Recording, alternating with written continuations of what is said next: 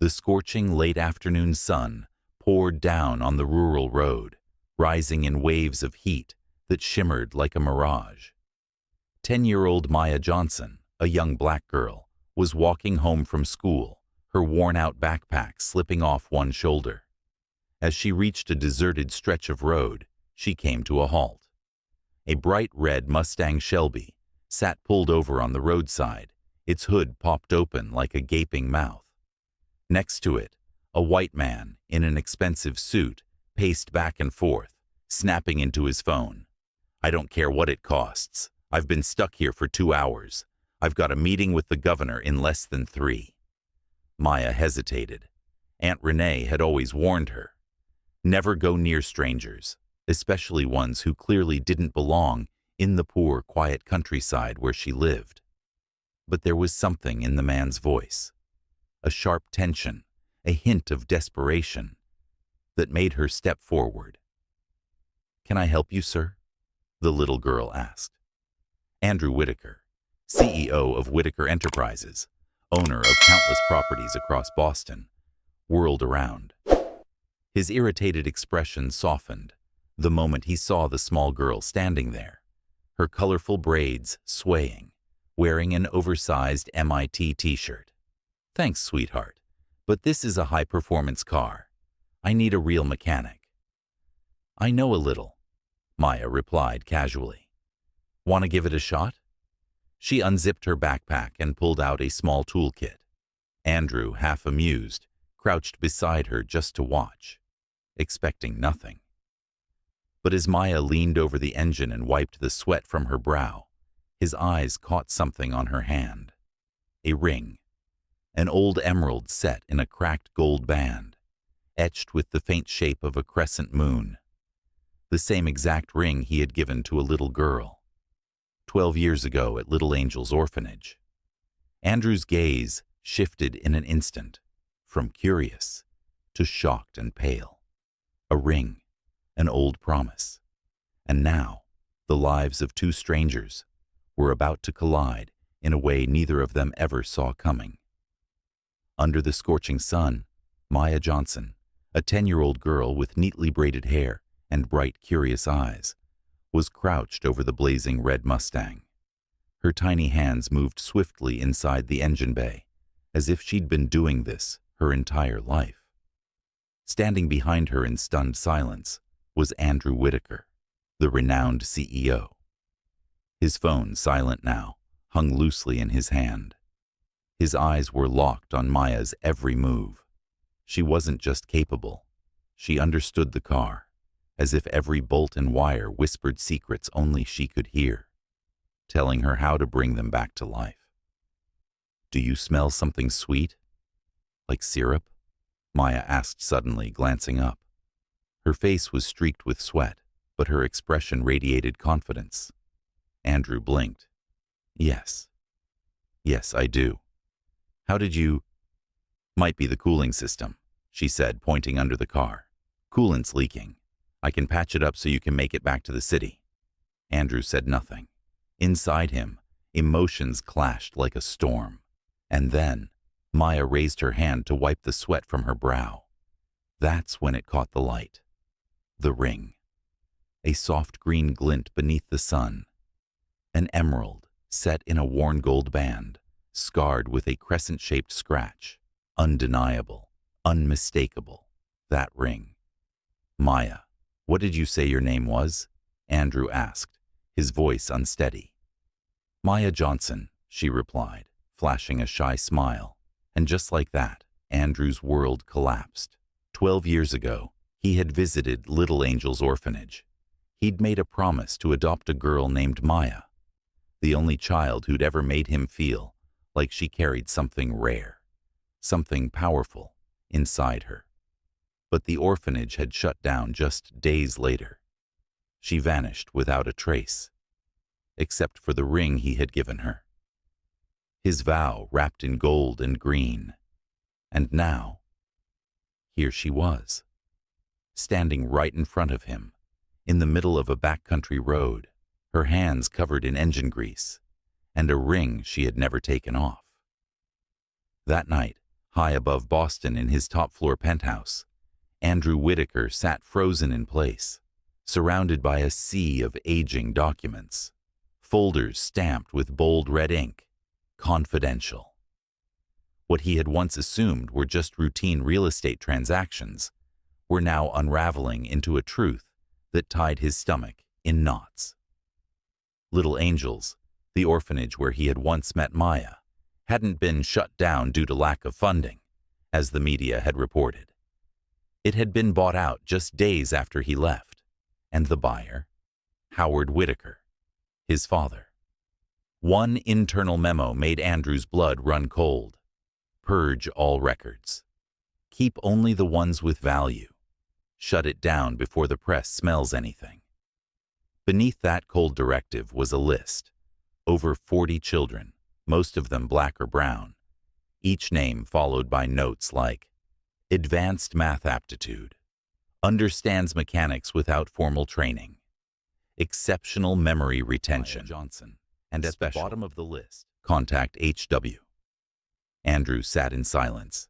He had promised he would come back for Maya, but while he was off pursuing his MBA, expanding Whitaker Enterprises, his own father, armed with wealth and unchecked power, had erased Maya's future.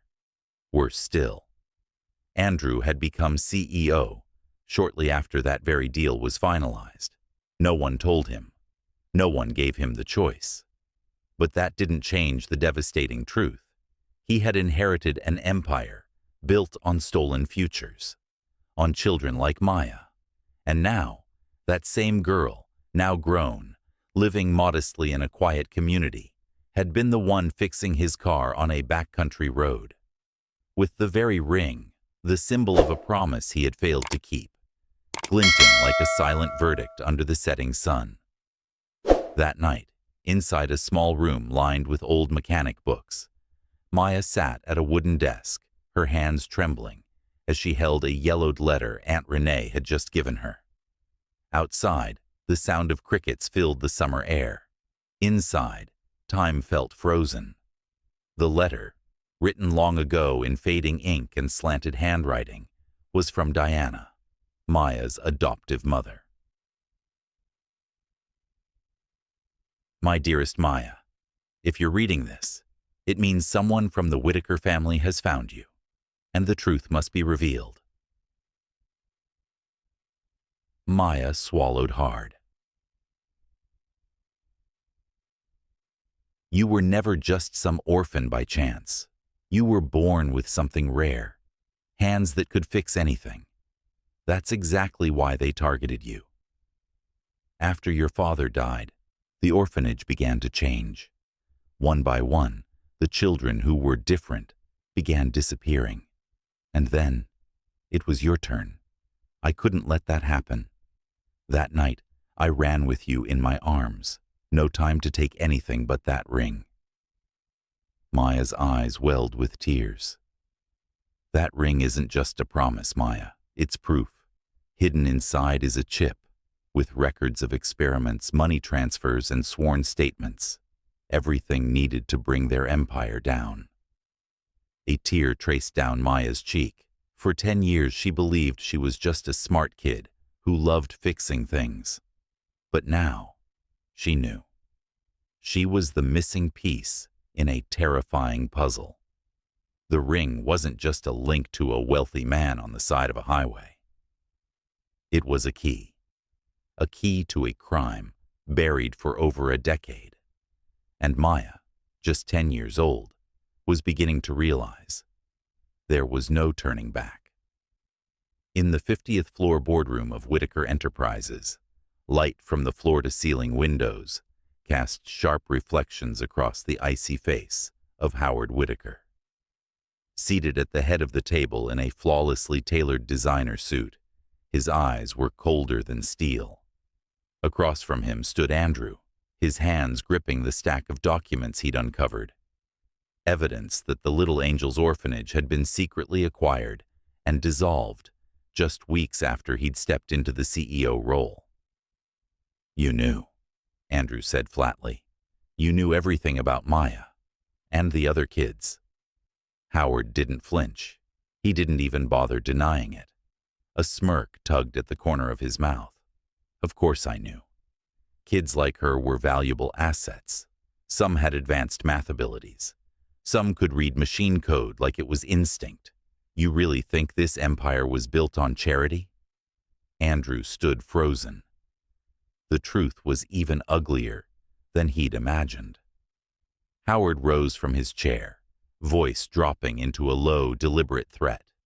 Bring the girl in, before outsiders start asking the wrong questions. But what he didn't know was that at that exact moment, in a quiet corner near a small auto repair shop, Leon, Maya's uncle, was on the phone. Not with the police, but with Marcus Hayes, a veteran investigative journalist from the Boston Globe, a man who had been chasing the truth behind the so-called angel camps for over a decade. You want proof? Leon said urgently. I've got it. And the girl? She's the living witness. On the other end, Marcus clutched his recorder tightly.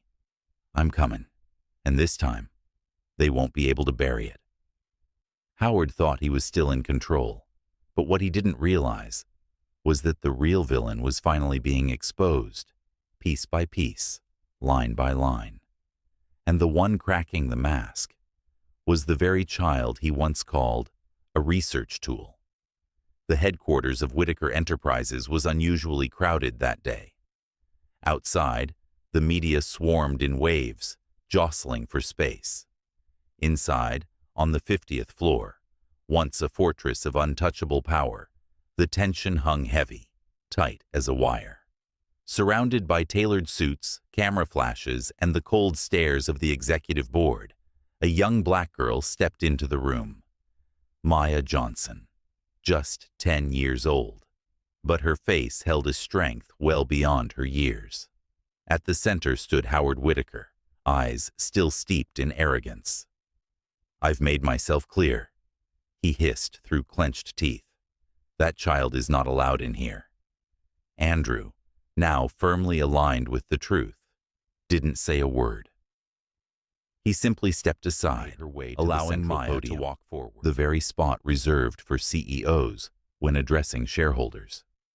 Maya's voice rang out steadily through the microphone. I'm not here for revenge, she said. I'm here to return the truth. From beneath her sleeve, Maya removed the emerald ring. To most, it looked like a worn piece of jewelry, nothing more, until she gave the gem a subtle twist. A faint click echoed, and from within the ring, a tiny microchip emerged. This was hidden by my mother, Diana, she said. Inside is a full backup of Project Prometheus, child data logs, audio from classified meetings with military doctors, experiment records, and the video of you ordering them to find the child with tactical potential. She looked up, her eyes locked with Howard's. That child is me. Down in the crowd, Marcus Hayes raised his phone camera. We're live, he said. Over 50,000 people are watching. In that single instant, the power Howard once clutched like concrete beneath his feet began to crack. No one spoke. No one laughed. There was only the truth laid bare by a 10-year-old girl. With a ring and a fearless heart, the news exploded across the country like a bomb. Whitaker Enterprises in child experimentation scandal, chairman arrested on site. Blazing red headlines flooded newspapers. Television networks and social media erupted with footage of Howard Whitaker in handcuffs, being escorted out of the very building he had built from the ground up. Within 48 hours, Whitaker's stock plummeted in free fall. Strategic partners cut ties. The headquarters was sealed off to support a federal investigation. From the audit department to the legal team, dozens of files were locked down under federal orders. The documents Maya provided weren't just surface level. They were a gateway, a door swinging wide open onto a rotting system. The Prometheus Project files revealed a horrifying truth. Dozens of orphaned children had been handpicked based on extraordinary abilities: advanced cognition, photographic memory, mechanical intuition, or logical brilliance. They had been monitored, tested, and cataloged like research assets. Even worse, some experiment records disclosed that children had died after being pushed past physical and psychological limits. Names that had been wiped from official logs were now turning into undeniable proof of criminal negligence and abuse. At the same time, leaked black budget disbursements, internal emails, and evidence of bribes to high-ranking officials began surfacing. A massive corruption network was being exposed, one that had been carefully disguised as charity and youth development programs. And at the center of it all was a ring, a broken promise, a little girl who no longer had a mother, but who stood tall and unshaken, the girl who brought down an empire once thought untouchable. Brick by brick, the power structure of Whitaker Enterprises was collapsing, one layer at a time. From the rubble of a fallen empire, one built on deception, something no one ever expected began to rise. Andrew and Maya came together to co-found the Johnson Center, a nonprofit built on the very grounds where Little Angel's Orphanage once stood. No longer a place of silenced voices and hidden children, it was now a sanctuary, a place where talent is nurtured, dignity is restored, and hope is planted. The Johnson Center opened its doors completely free of charge to children from underserved communities, those often left behind by traditional education systems. Here, they didn't just learn science, technology, or life skills. They were invited to think, to create, to discover who they were, the very things once stripped from them by human development experiments. Andrew, once a man at the peak of wealth and power, chose to sell everything: his mansion, his remaining shares in Whitaker Enterprises. He turned down every corporate offer to fund the center. "I'm not here to build another empire," he said at the inaugural press conference. "I want to build a place where no one has to be afraid of their own brilliance." Maya, now just 15 years old, became the symbol of a new generation.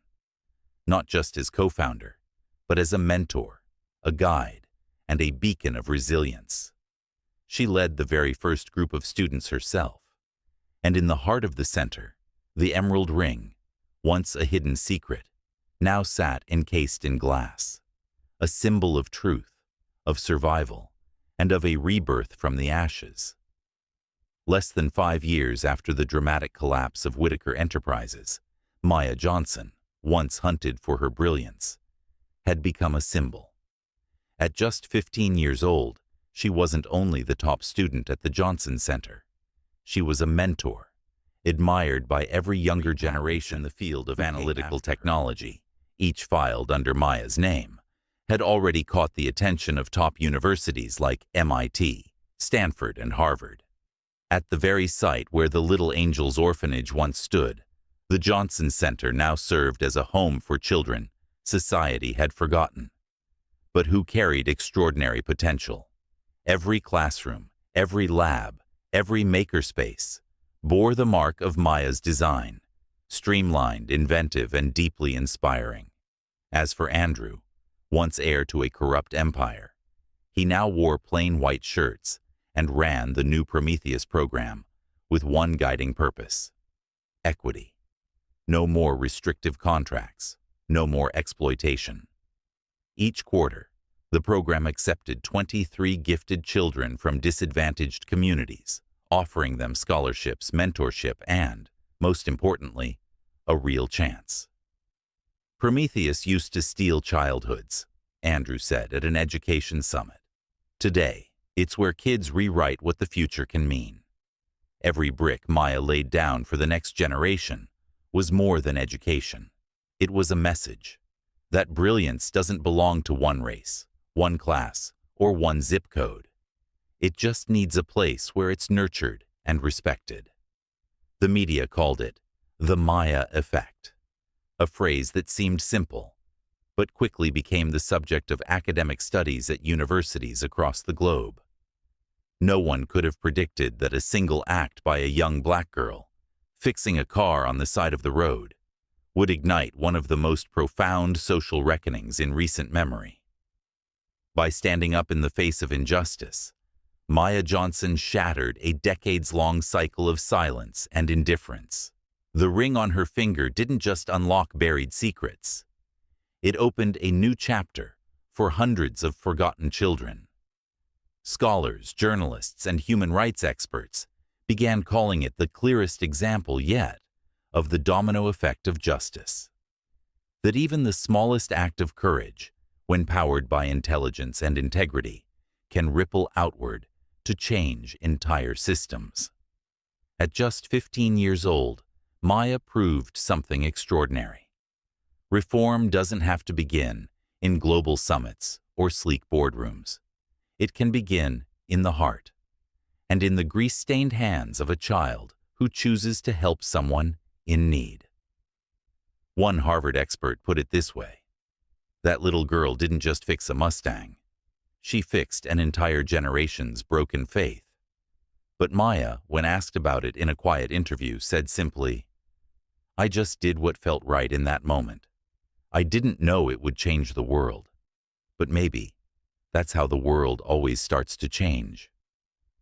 A gentle sunset filtered through the crystal-clear glass walls of the Johnson Center, casting a warm amber glow across the grand atrium. On the central wall, beneath a black-and-white portrait of a 10-year-old girl with bright, intelligent eyes, a line was etched in gold: "Every talent deserves to flourish. Every child deserves freedom." Right beside it, encased in a small glass box, sat the now famous emerald ring. No longer just a mysterious piece of jewelry, it had become a symbol of survival, of memory, and of justice finally unearthed. Once, the ring had been a forgotten promise from a man who never made it back in time. It was the only clue in a decade-long search for the truth. But now, it had transcended personal meaning. It had become a key one that unlocked a new system, a new way of thinking about courage and social responsibility. At the first graduation ceremony of the Johnson Center, Maya, now just 16 years old, stepped onto the stage. Her gaze was steady, but her voice was soft. This ring was once a secret. But what's more dangerous than secrets is silence. And what's more powerful than revenge is rebuilding what's right, in the very place it all fell apart. Behind her, the applause rose. Not loud, but resonant. Not just for one brave child, but for a new generation growing up with the understanding that we don't always have to destroy what's broken. Sometimes, the greatest change begins by rebuilding stronger, truer, and more human, right where the cracks once were.